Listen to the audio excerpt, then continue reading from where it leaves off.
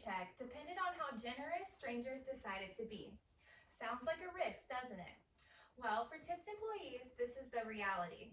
Today I'll be sharing with you about wage inequality in the service industry, how it affects servers, and what we can do to improve it.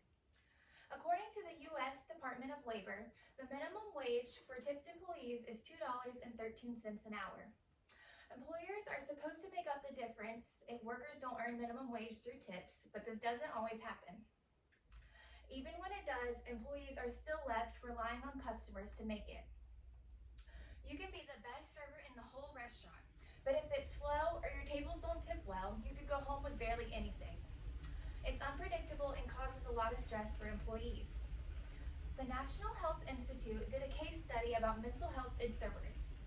Out of 384 waiters, 34.4% had stress and 52.3% had anxiety. Aside from the stress, relying on tips can put servers in vulnerable positions. When faced with rudeness or disrespect, you can't say how you really feel. You smile and take it because your paycheck depends on it. There is a power imbalance when your income depends on the mood and generosity of customers. And let's not forget, most service jobs don't offer health insurance, paid sick days, or job security. So not only are wages low, but there is no protection for the server either. I work in the service industry myself. I've had days where I work just as hard or harder than the day before to leave with barely half the money.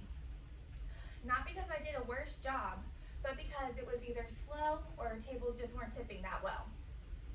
It can be discouraging to feel like your time and effort isn't reflected in your paycheck. Thankfully, there are some things we can do to improve this. One solution would be to raise the minimum wage. This would allow servers to have a predictable income even on slow days, allowing servers to pay their bills without solely relying on the generosity or mood of customers. Right now, there is a proposed legislation called Raise the Wage Act, which aims to increase the minimum wage across the United States. It also seeks to eliminate the sub-minimum wage for tipped employees, young employees, and workers with disability. One fair wage policies have already been implemented in 7 states.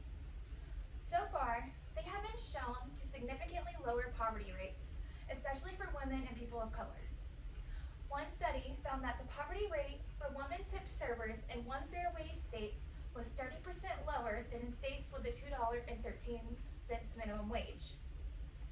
If we eliminate the tipped minimum wage and have one wage, tips become a bonus, not the difference between paying your bills or not.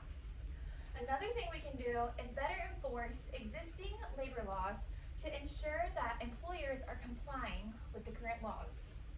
This includes making up the difference when tips plus cash wages don't equal the minimum wage.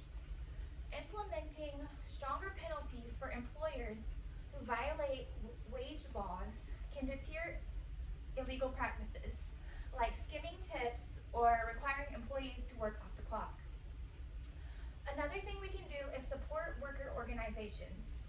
Supporting labor unions and worker advocacy groups can provide resources, guidance, and collective bargaining power for tipped employees seeking fair wages and improved working conditions.